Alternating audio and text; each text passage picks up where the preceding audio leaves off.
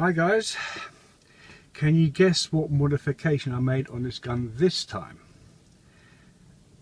I shall reveal all in a second.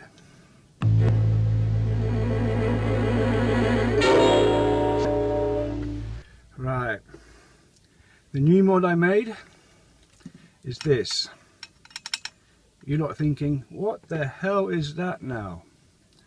Well, when I had problems with the hammer, it was jamming up the cocking system here.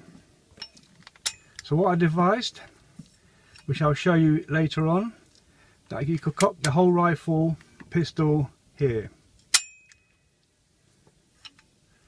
Easy peasy.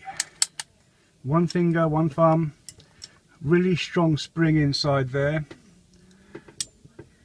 And demonstrate this in a minute.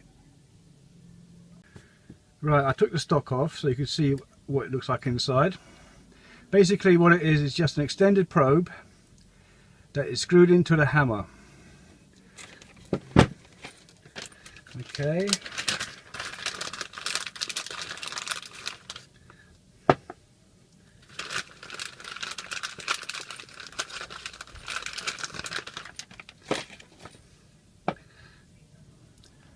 So there's the hammer.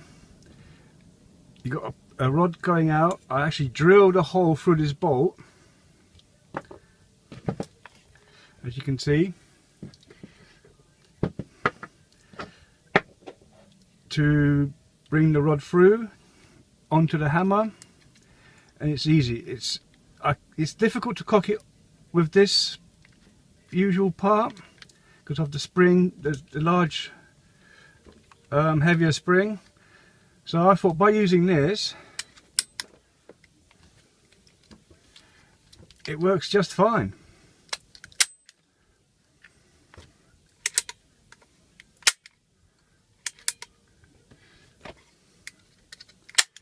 Well, now what I'll do is take it apart and show you how the internals work. Well, here it is. That's the internal parts of the tube, which all fitted in there. Whoops, in there. So this is what I devised. Got a hammer spring rod screwed into there, going right through this screw to that end piece there. So this is a sort of general idea how it would work inside the actual tube itself. It's much easier. There's no bending of the hammer inside the tube and jamming. I know the other guy, Air Velocity Sport, he done a video recently about his hammer jamming, and he put a little plastic sleeve around. It's a good idea. I was thinking of doing that as well, but plastic does wear, and with the hammer spring or with the hammer, if it does starts to wear and tear, you can always change it with a new one. Well, in my case, I make new ones, so I got fortunate to use lathes and a bench drill. Those who you don't have a bench drill or a lathe, okay, things might get a bit difficult. So it does work. You can put really heavy springs. I'm going to try this spring. This is a really massive spring,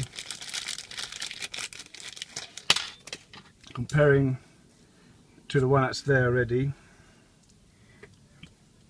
So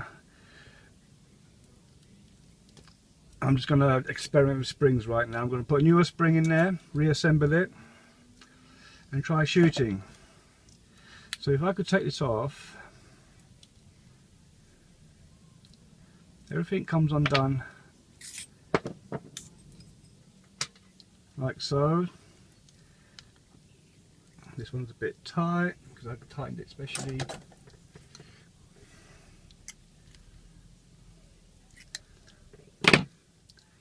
So that's how it all looks. You've got like a drill and tap hole in there, which I just chose out the blue, an M3. This rod is 1/8 or 3.17 or 1.8, 3.18 of a mil in diameter. These are just custom made parts from the lathe. This is exactly the same design as the actual bolt action there. I'm going to try this spring out. Hopefully it won't. Nah, the hole's too big. Spring's too big, should I say. It fits nicely in there. Anyway, so that's it. So that screws into here. Okay, I'll tighten that. Then you put the spring in. I mean, the hole's big enough for the spring to go in afterwards. If I show you what I mean. So I take the whole thing apart, put the spring on. So imagine this is all assembled into the gun. In fact, I could do it now. So the hammer. So in theory, you don't really need a pin. Everything's all locked in place with the actual rod. This one. So that goes in there. Take that out.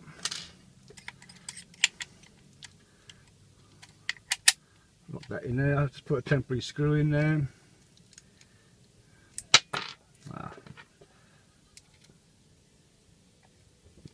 Okay. I could put the spring in.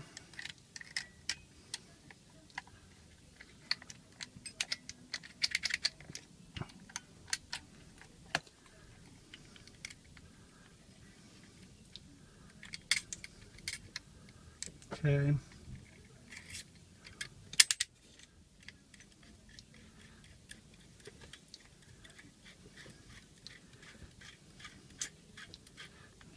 Then you could put this back on. Now, there you go. Cocked. When I put my stock on, I'll unscrew this.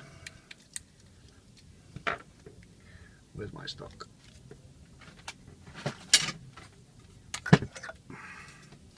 So put my stock on.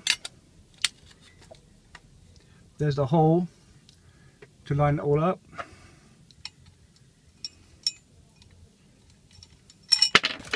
Whoops, sorry. Okay, that's all screwed in. With finger.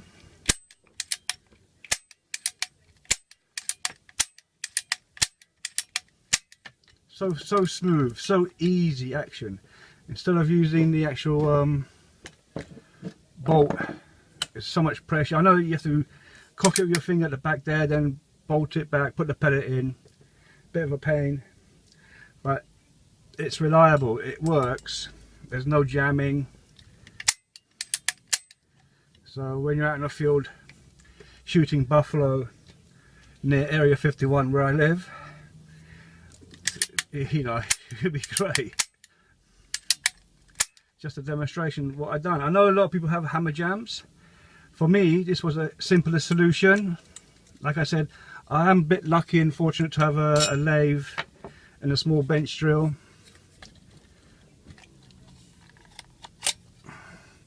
To do these little parts. I know. So if you don't have one of those, I'm sure you might know someone who might do.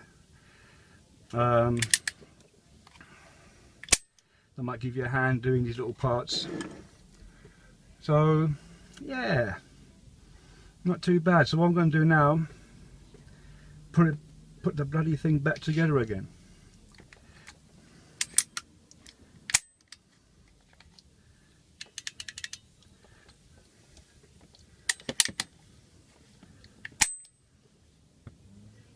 So you got a rough idea how it works. There's no lock screw in there, just free, loose free when it's in stock. Where's my screw? It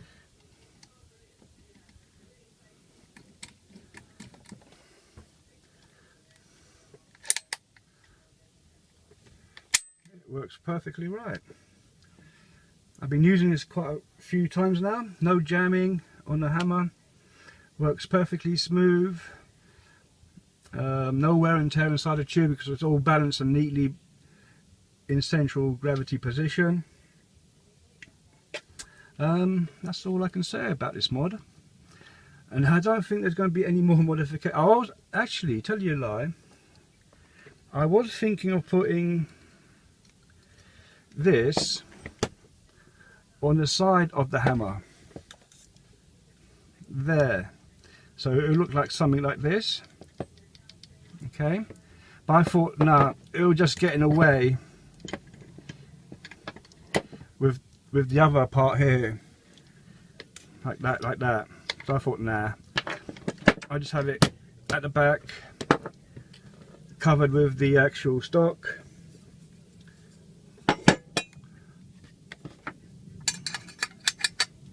So I actually milled a hole in that stock. It's all hollow.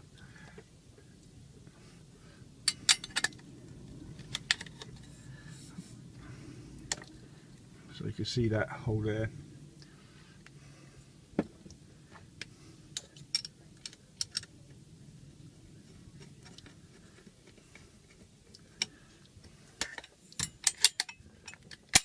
It looks crude, but it looks good. It's funny to say, I like it, it works. Okay, any questions about this, please leave a comment behind at the bottom. Thank you for watching.